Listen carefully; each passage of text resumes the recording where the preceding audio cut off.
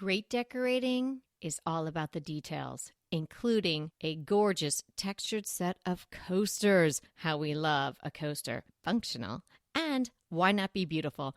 Quince has a gorgeous set of woven rattan coasters in 3 terrific colors with their own little holder that you're going to absolutely love. And if you haven't visited quince.com/DTT yet, get on over there. It's everyday elevated living without the markup. From crisp 100% linen bedding and soft organic cotton towels to airy curtains and premium kitchen tools designed for everyday use. And the best part? Like Quince's clothing, their home goods are half the cost of similar brands. By partnering with top artisans, Quince cuts out the cost of the middleman and passes the savings on to us. And Quince only works with factories that use safe, ethical, and responsible manufacturing practices and premium fabrics and finishes. Elevate your space with home essentials from Quince. Go to quince.com/DTT for free shipping on your order and 365-day returns. That's Quince, QUINCE.com/DTT to get free shipping and 365-day returns. Quince.com/DTT. We're sharing tricks of the trade.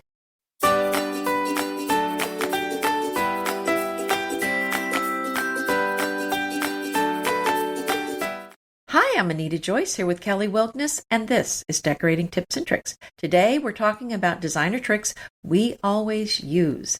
I had to look no further than my own home. I use these tricks in my own home, and I use them for clients, and I use them a lot for staging jobs. These are things that you can implement in your own home to really get a great look. Some of them are going to save you money. Some of them are just going to be like, oh, palm to forehead. Why didn't I ever think of that? And you'll see that's sort of a little behind the scenes on how we get a look without maybe spending a lot of money or a lot of effort. So my first one is if you want to fill a big bowl, which we talk about a lot, whether it's in the fall with apples or holiday time with pine cones or in the summertime citrus, all sorts of things that you could put in a big bowl. And we love that look, whether it's on your dining room table or your kitchen counter or your kitchen island. It looks terrific, but how many bags of lemons would a person have to buy? I mean, if you're lucky to have a lemon tree, terrific. Or how many pine cones would someone have to collect and then store? What you do is you just fill the bottom of your gorgeous bowl. Now you can fill it with clean dish towels. You can fill it with paper crunkled up. I would pick a color that's close to the bowl color, or you can use those little puffy plastic protectors that often come in your Amazon boxes, or bubble wrap, something that is going to be able to add some height in the bowl so you don't have to buy a zillion lemons or collect a zillion pine cones, and something you're not going to see. I mean, you don't want to crinkle up magenta tissue paper and stuff it in there because then you're going to see it, unless of course you're putting in something magenta, but something that's going to kind of fade away. I love also craft paper crinkled up because it's just kind of that neutral color. And then obviously you want to fill it with enough of your item that you're not seeing the bottom filler, but it's a great cheat. So if you see in magazines where these giant bowls are just brimming with whatever, they're probably not filled all the way with that item. Good point.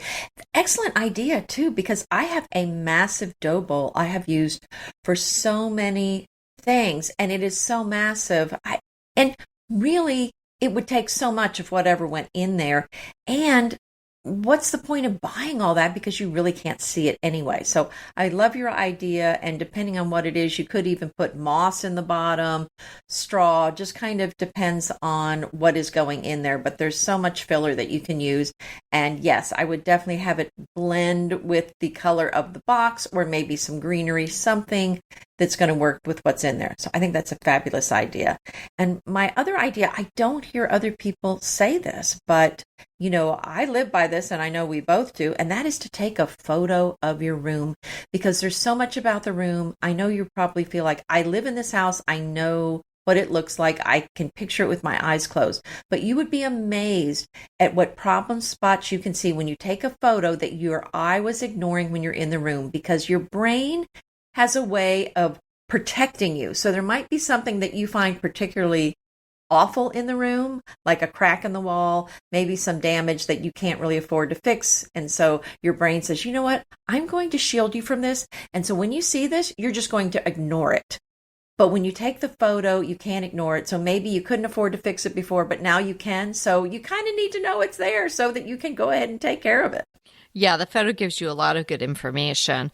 Here's one that's super easy to do. And if you haven't tried it, you can try it right now or as soon as you are finished listening to the episode, or take us with you and go over and do it.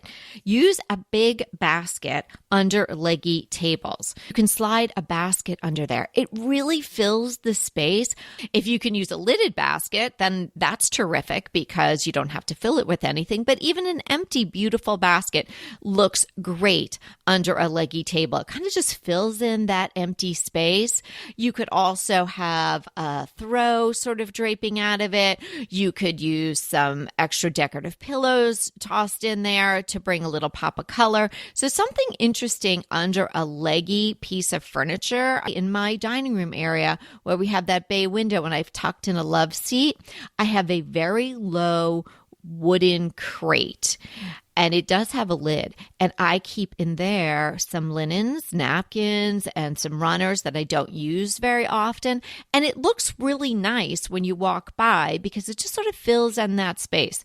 Now, we encourage you to have negative space in your home because that is as important as filling the space. But sometimes when you have a lot of leggy furniture, you just need something else. And I think a basket is a great way to fill that space. That is a trick that I use as well. And I'm just thinking about my own house, but yes, I mean, I've used for clients, put ottomans under there, especially if you have if you have one oversized one or perhaps two smaller ones. That's a great way to store them and just pull them out when they're in use. I have another one where there is a large basket. Another thing I like to put under a console table would be a large bottle, maybe a demijohn. I have a demijohn in a wooden crate and then a really large basket next to it. So all of these things are great under a console. Even a big urn, I think, is fantastic under there. So my next item is color. The reason I bring this up is because I had a sea change on something I used to always say. I used to always say that if you felt like you really weren't good at decorating, you didn't really have a lot of confidence in it, that you should go with a neutral palette because then you don't have to worry about the colors and the patterns, and it's just easier to get it right. But after all the consults we've done, I have now changed my mind because now I realize that you can make mistakes with this neutral palette. And to be honest with you, I think it's much more difficult than I realized for people to pull off because they don't realize when you take out color, you have to add in interest. You have to add in texture and different shades of neutral colors. You can't just put in gray and white and think you're done and then not add anything interesting to the room. I mean, you need antiques or a beautiful textured, clay pot or, the texture of wicker in a basket or something. So I think it's just much more difficult to do that than people know. Well, really what happens is people end up having something that kind of looks bland and it lacks personality. So what I would suggest is if you have a neutral room, I would go ahead and add some color because more than likely it probably needs a little something in it. And that is a great way to add something interesting. And even if you've done a neutral room, it doesn't mean no color. It just means very limited. But that would be my suggestion is to add some color in the room. Add, maybe just pull out a couple. If you really want it to stay neutral, maybe just choose just a couple of colors and add them in small pieces in the room. Sea change. Wow, that's a lot. I know. Well, I've just decided it's really must be a lot harder than I realized because, I mean, I think it's hard to get it right. I mean, would you agree? People are struggling to get it right. Let me put it that way. Would you agree with that? Yes, I think both positions that you had and have are both very valid. it is easier in a sense to say, okay, I'm just going to do all these neutrals and put it all in the room. But you're right. After we've seen as many rooms sort of done that way, they fall flat. So maybe bringing in some color is the answer. But of course, limiting the color palette, like we have talked about for, I don't know, 8 years, our whole decorating careers plus the last 8 years on the podcast. The limited color palette is the way to roll.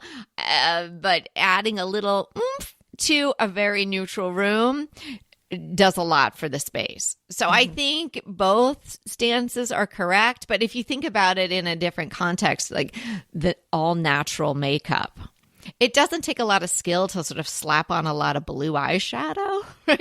But it does take some time to use neutral colors and sort of blend and make your eye open a little bit more and just get it right where it looks like you're not really wearing makeup, but somehow you just look fabulous. So that might be the same skill that's required to get a neutral room really, really right. So, sometimes it's harder to make it look easier in a sense. Does that make sense? So neutral can be more difficult to really nail because there's a lot of really flat neutral rooms out there in the universe. Yes. Yeah, that's what I'm saying. It is complicated in a way that I don't think people realize that in some ways it takes more work. Yeah. And here's an easy one that doesn't take a lot of effort. If you're looking at an empty fireplace, particularly out of fireplace season, jazz it up with something else. So if you've got a real wood burning fireplace, easy enough to take the grates out, clean it out, put a beautiful fern in there.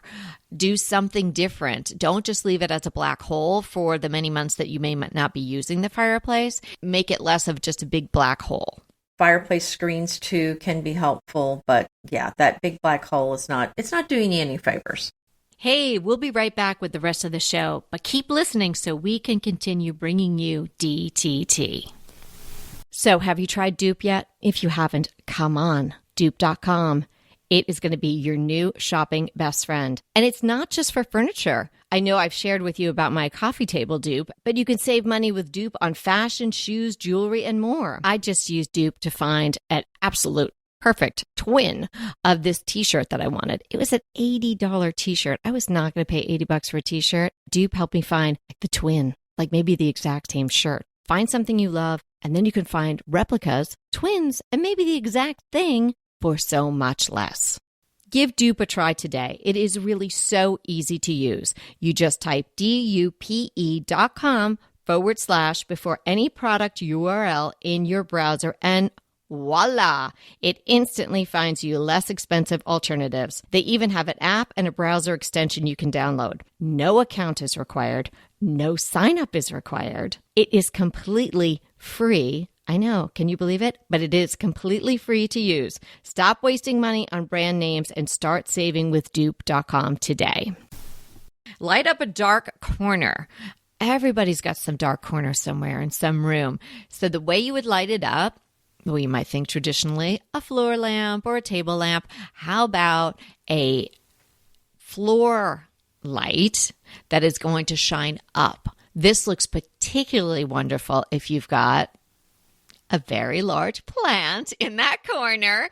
Now, if it's a dark corner, you have to be really careful about the plant that you're going to choose. But maybe during the day, that corner does get natural light. So a fiddly fig or another plant could be fine there. But at night, maybe it's a dark corner because you don't have the opportunity to have a table with a table lamp over there or something like that. Or you don't want to spend the money on a really nice floor lamp or table lamp. These little lights that you can either plug in or some of them are battery operated. You can get on Amazon. You probably get at Home Depot, but Amazon, you can check the reviews and all of that.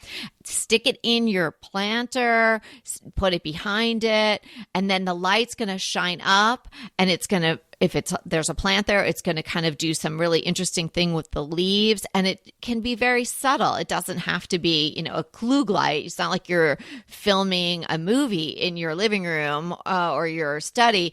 So you just want some subtle light coming up, and it really can make a difference in a room. So true. And while we're on lighting, here's another trick. If you want a wall sconce in a room, but you don't want to hire an electrician, there are a lot of wall sconces you can buy that are corded. So just get the kind that you just need a nail for. And then it's got the cord and you plug it in. And there are some covers you can put that kind of disguise the cord that are kind of like a plastic kind of thing that kind of attaches to the wall. But a lot of these have pretty kind of fabric covered cords, so it's not so bad to look at them. But that is a great way to add some interest, add some beautiful lighting to a room without calling the electrician. Yeah, and a lot of those channels that you can have the cord in are also metal. Lamps Plus has those. Oh, right. The metal ones would be better. Yeah. Well, but right. And the plastic ones, I'm thinking you could paint it to match the wall color. But I guess you could paint the metal ones as well. Yeah. There's a lot of rechargeable sconces now out on the market. So there's really great choices. The company that I love, that I have the little rechargeable lights in several places in my house, my desk, my closet, they are making a sconce. I purchased it. I haven't hung it up yet. I want to use it in my bathroom. It's absolutely darling, and it has a little fluted shade. It's all brushed gold. There's another company which I always was drawn to their lighting. It's called Pooky, Pooky. They're a UK brand, but now they have a Pooky US as well. And if you go on their site, they have a lot of rechargeable little lights with lovely different shades, some fabric shades and whatnot. And they're starting a whole line of sconces that are rechargeable. So you're basically charging it like your phone. Yeah. So you would hang it on the wall so that the hardware that comes with it, so you can kind of lift it back off and then charge it when needed. But the charge, at least in the charge and the rechargeable lights that I have, really last a long time. And I particularly the one in my closet I'm using many times a day. So I have only charged it maybe twice. If the lighting's bad, it really doesn't matter what you're doing in the room. It's just not going to feel good to be in there. So I don't even know if it's a trick. It's just what you need to be doing. So if you don't have 3 sources of light in your room, you can call it a trick and call it whatever you want, but get 3 sources of light in that room. True. Speaking of light, because this is all about getting that light in the room, like you said, Kelly. If you don't have the lighting right, it's just nothing's going to fix that room. It really needs some beautiful light. If it's a dark room, then lean into that and kind of go for the moody dark room. But most rooms really benefit from beautiful natural light coming in the room. And so I'm thinking of our friends, I'm using that in air quotes, the plantation shutters. Yes. We loved them at one time. They were much better. I never loved them.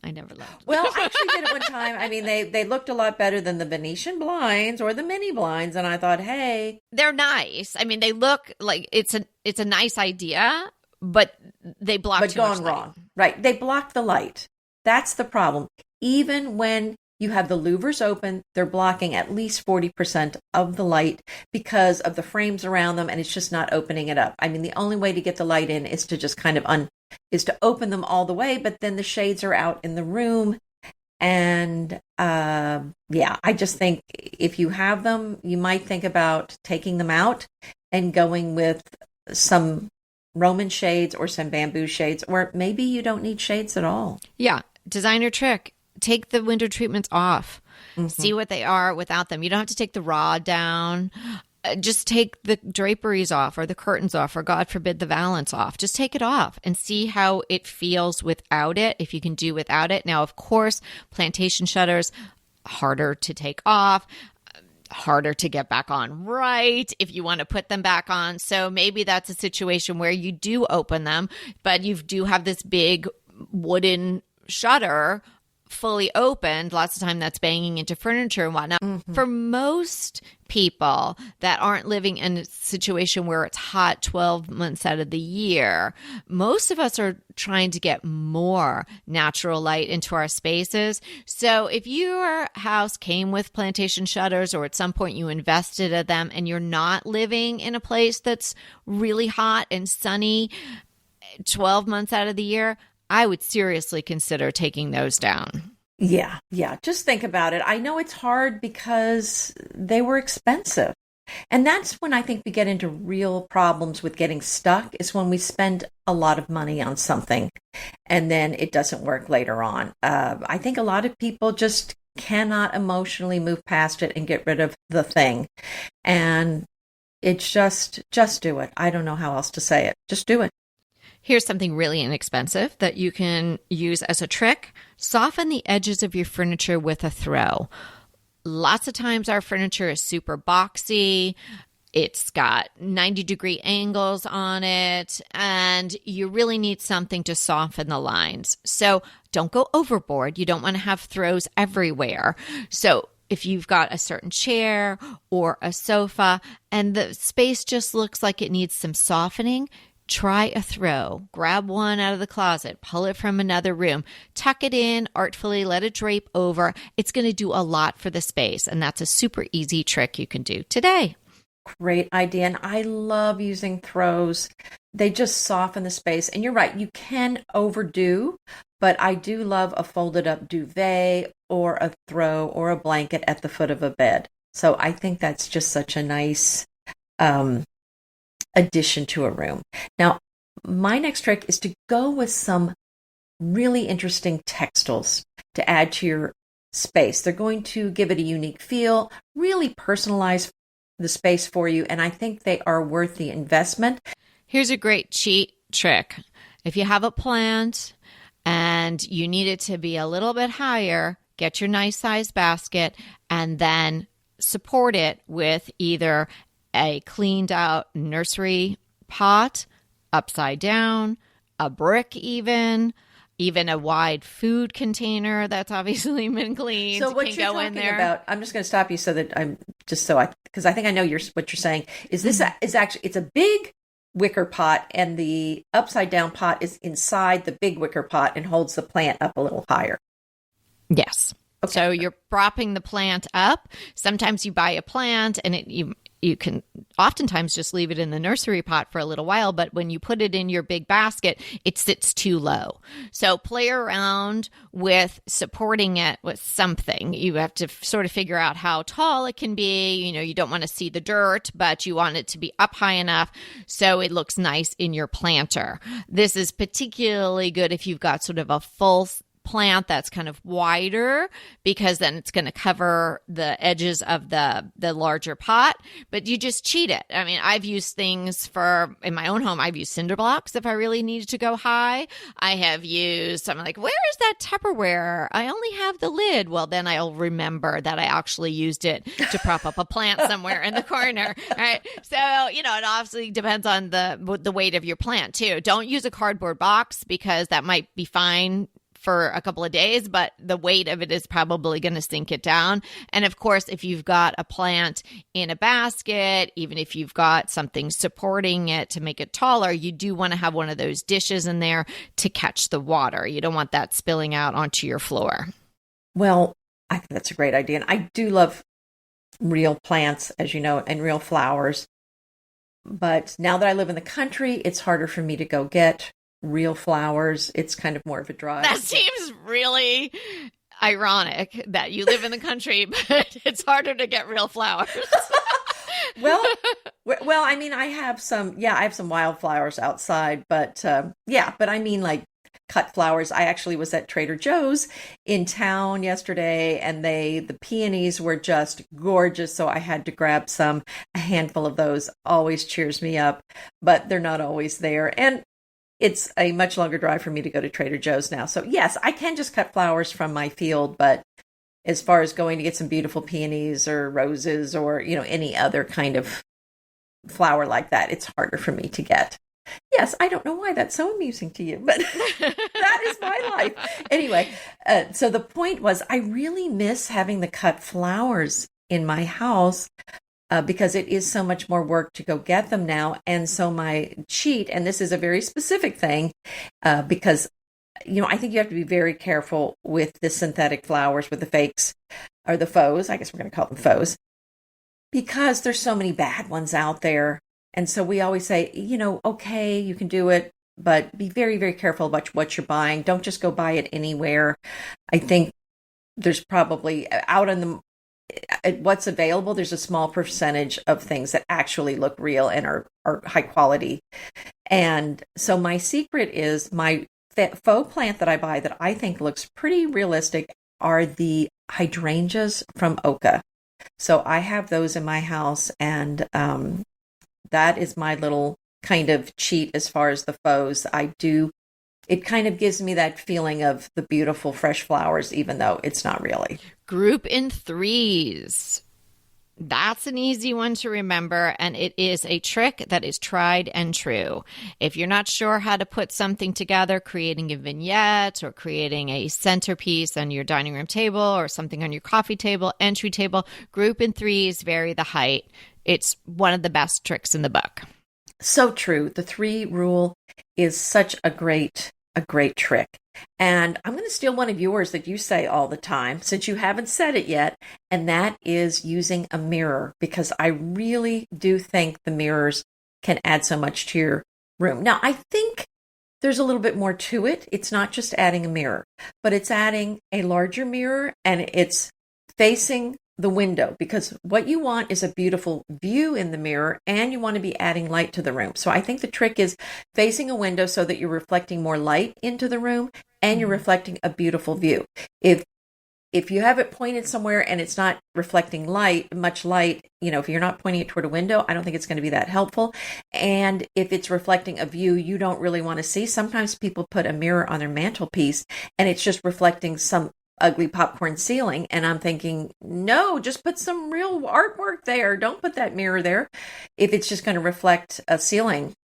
So, if it's going to reflect some light and something beautiful in the room, that's great. But I think you do need to be mindful of what it is reflecting.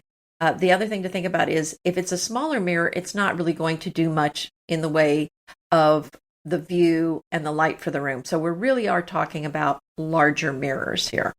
Yeah, definitely on my list. Mirrors are magic, and I think all of the caveats you gave to placement of a mirror are great. You definitely get the most bang for your buck by putting a very large mirror across from a window that's got some lovely greenery outside or some sort of, or if you're in the city, some beautiful urban view. You don't want to put a mirror opposite your television, because when you turn the TV on, guess what's going to happen? That is definitely surround viewing. You don't want that. I do think small mirrors can be helpful, but bigger is often best when you're talking about a mirror. Don't think about the mirror as something that you're checking your look, or you're making sure your outfit looks great, or you want to see what your shoes look like with your pants. Think of the mirror as a way to enhance your decor, and then let that thought drive where you're placing it.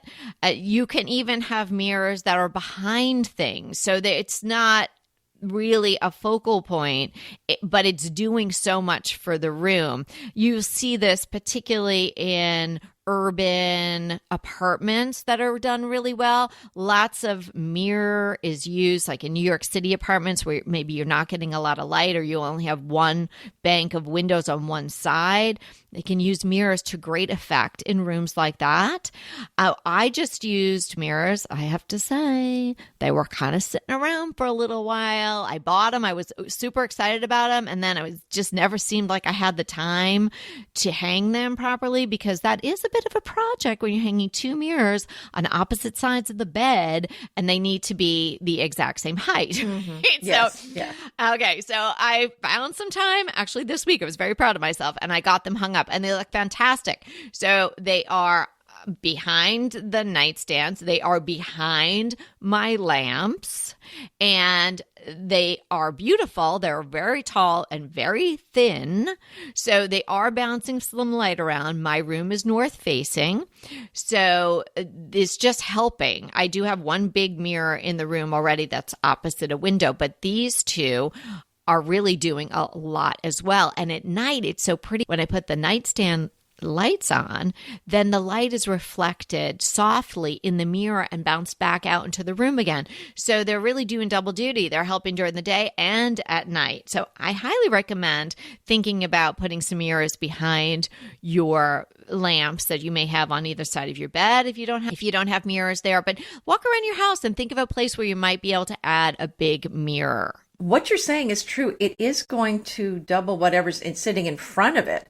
So I think a mirror on top of a console, and then if you have some beautiful plants on there, it's going to look like you have twice the amount of plants that you actually have.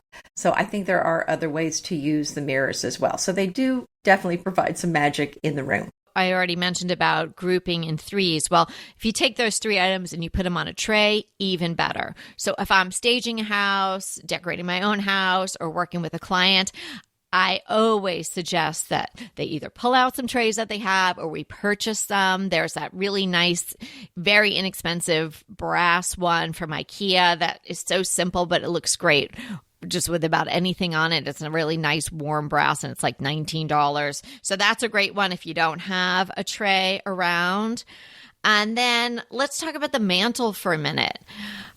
A trick, call it a trick. I don't know. It's pretty easy. It's like making something disappear. Take all the stuff off your mantle. See how you like it then, particularly if you have a TV over it. Mm-hmm. Take all the stuff off. Live with that for a little bit. I know the tendency is to put things on any horizontal surface, and we're all about, doing your little vignettes and creating this and that and the other thing. But sometimes the mantle just has too much happening in that space, and it does not benefit from having decor on it. And certainly not little dinky things or seasonal stuff.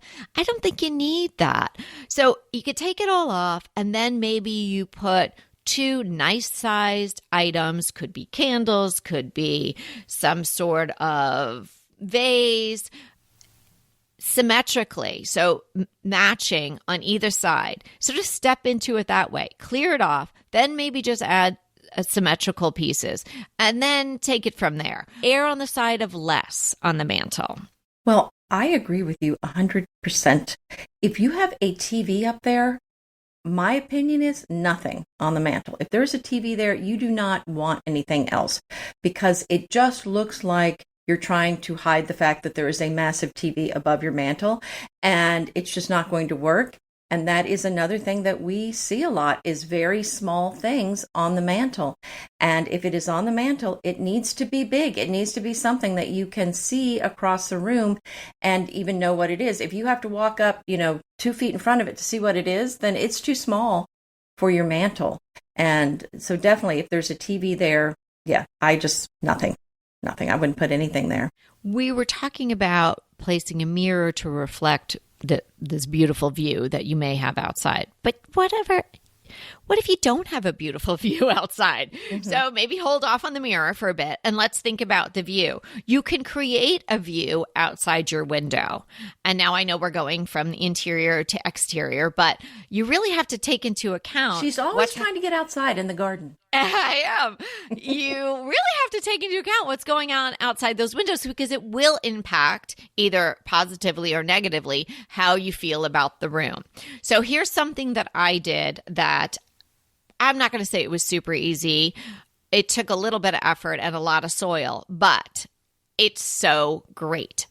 Where my house is situated, my neighbors are pretty close on either side. We're in a neighborhood. It's leafy and green, but they're pretty close. I can see their house. If I really tried, I could probably see into their house, but I'm not doing that. So in the living room, there was just this view directly into my neighbor's bedroom, and I did not want to see that anymore. And of course, there's regulations on how high a fence can be, and do you really want to have a giant fence blocking your window? So what I did was I got two very large raised beds. I used metal, galvanized metal raised beds. I then supported them on some cinder blocks to make them even higher because my house is pretty tall and the windows were pretty tall. And then filled it all with soil. And then I got gorgeous camellias because it's shady over there, and planted two camellias that will get very large. And then I underplanted them with, you can do whatever, little annuals, you could do perennials, something shady because it's shady there. If you have a sunny window, you could do whatever. So I created that view outside my double windows in the living room. It's spectacular. It makes such a difference. I am not looking or trying not to look into my neighbor's bedroom window anymore. They have not complained. I'm sure they're happy that there's some lovely trees that are blossoming outside of their windows as well. And it really did so much for the inside of the room. It made me feel more comfortable being in that area of the room. It's the far end of my living room for anybody who's been listening for a long time, where I put the bookcase, but I have a chaise there. I like to sit there and read, but it just felt kind of exposed because you could see right into the other neighbors. So the long and the short of it, and the trick of it is that you can manipulate your view outside to a certain extent and have it really impact on the way you feel about the room from the inside. That's true. There are some things that you can do, although it is limited, but you're right. I mean, and when we were in the city, we were right next to houses. And unfortunately, there were some windows where it just showed the siding of the house next door. And that was our view, which is just not something I really care to see. So, so, I mean, there are some things. So, I certainly didn't want to be reflecting that view in the house, but I was grateful to have the light coming in. Yeah, and my one neighbor on the one side, their house is darling, but it's blue, and I don't like blue, and it actually reflects blue into my house.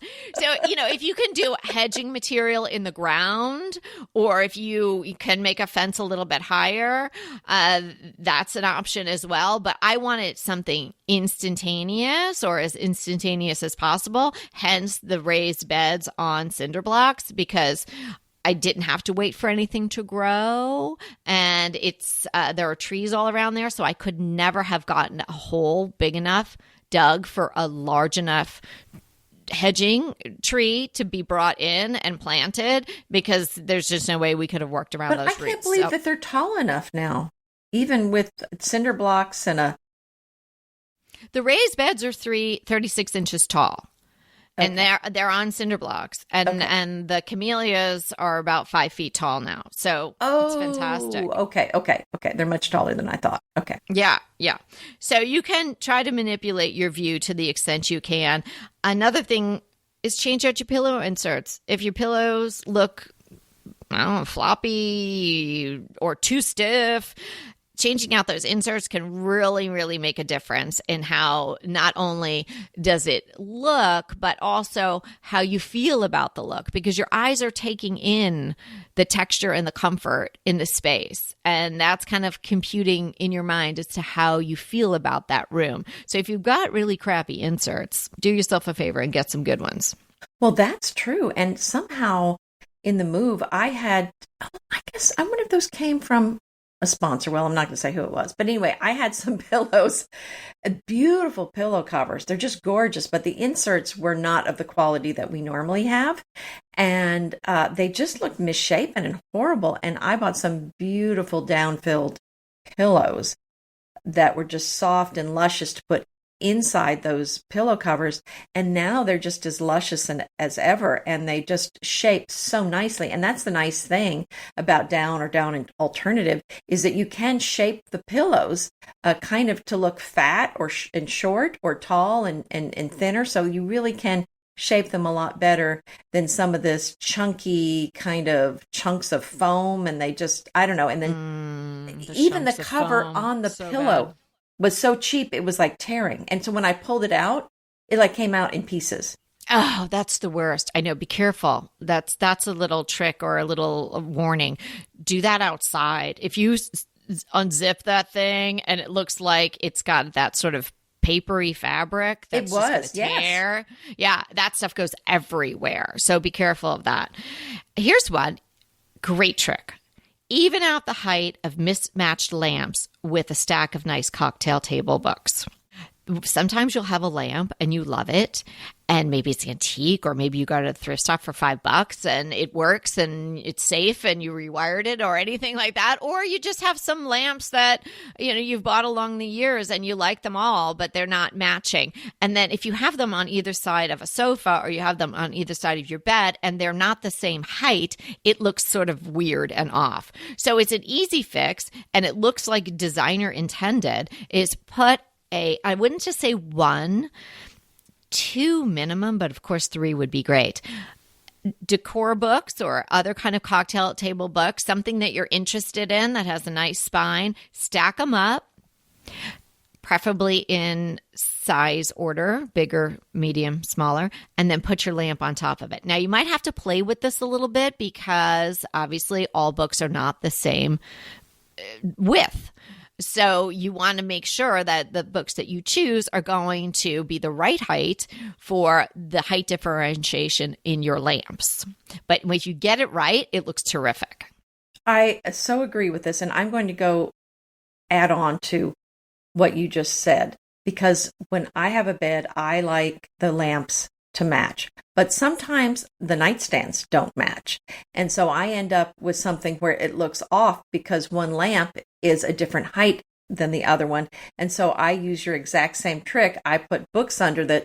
And so it's okay if the nightstands don't match, but I want the lamps to be the same and the same height. And so I use those books to even it up so that my lamps are even across the bed. Yes, that's a good point too, because the nightstands could be a different height. But that adds another idea, and that is to use some risers in your room. And you can just use books. You can use an acrylic stand to put something on, and it makes it look a little more important. Or you can add a stack of books and put something on the books. If you have, like you said, your organization of 3 items, a collection of 3 items, it's nice to put one thing on a little riser to give it a little more interest. Yeah, risers and those little easels, those are great designer tricks, things to have in your stash that you can pull out as you need them. And it can really elevate an item like Anita mentioned, or if you have a little piece of art and it just would be lost on a wall, if you put it on an easel, it really makes it much more of a statement. Hey, remove those paperbacks. Are you ever going to read that again? You don't need to have those on your bookshelves, and it really will drag down your look. So I would take those paperbacks off. Obviously, tons of great places to donate them to, senior centers or any thrift store, or a lot of people have those little friends of the library, those little boxes in their neighborhoods. Stuff a bunch of them in there. They're not doing anything for your bookshelves. Fill little bud vases with greens. This is what I'm going to tell Miss Anita Joyce here. You got a lot of green stuff outside your country house now. I do. Go clip some of that. You won't be so sad for your Trader Joe's flowers anymore. Fill little bud vases, put them everywhere. Mm-hmm. So fun to do that too. And if you've got boxwoods or little ollies or other evergreens, shrubbery that's outside, you should prune it the right way and get in there. And so some light and some air can get in, and not just pruning from the outside. So you're doing your shrubberies also a great favor by doing a little clipping now and again. Well, my neighbor has roses, but I think I'd be noticed if I just snip some off. You might be noticed. You have to I run might back be, to the yeah, house. because she's a master gardener, so I think I would be. Oh, spotted, she's keeping count. Yeah, for sure. Oh, I think she is counting, and they are gorgeous, so I don't blame her.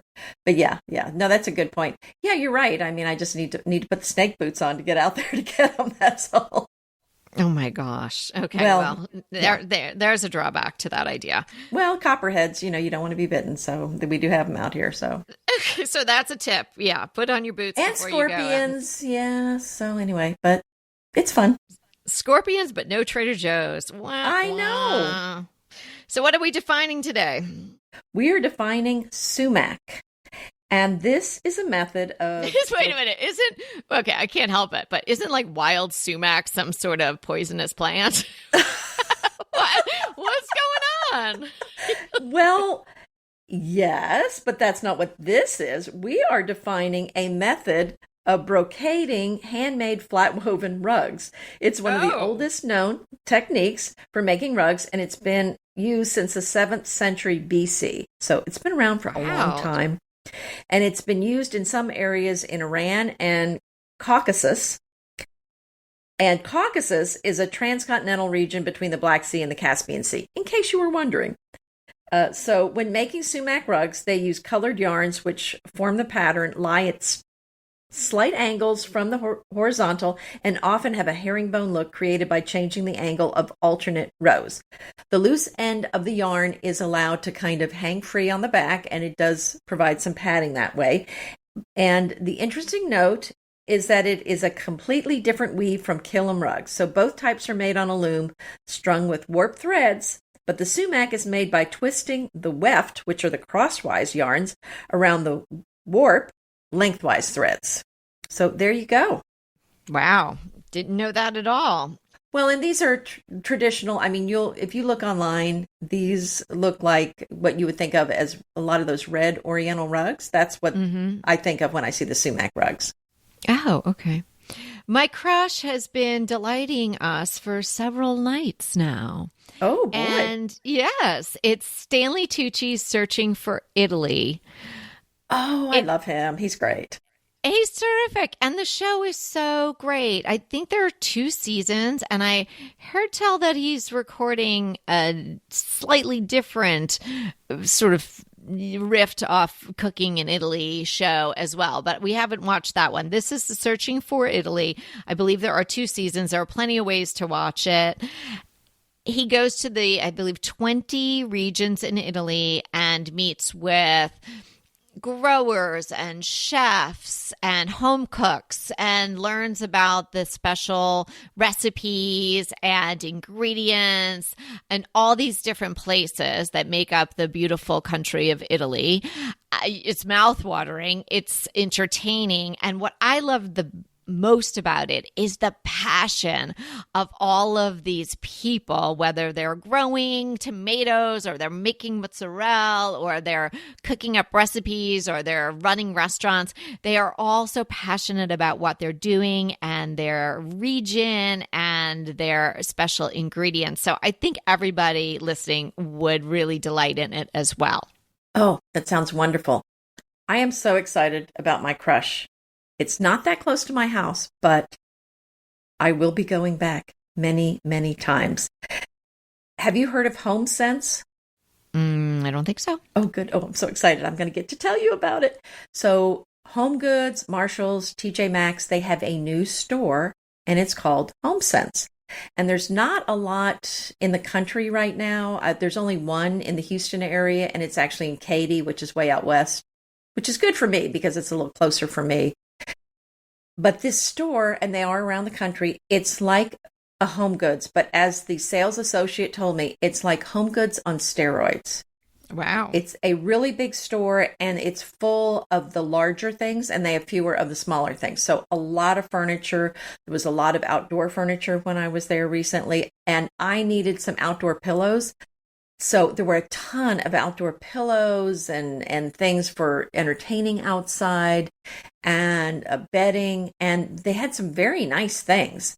It was a wonderful assortment of, name brands that you've heard of and good quality items. And, I was just so excited. I'm going back. Evie and I are going to do it. School is out on Friday. So that's one of our post-school celebrations is we're going to go back together. Oh, fun. Yeah, it was really fun going there. So this is something that, if you have one near you, go check it out. I think you're going to really like it.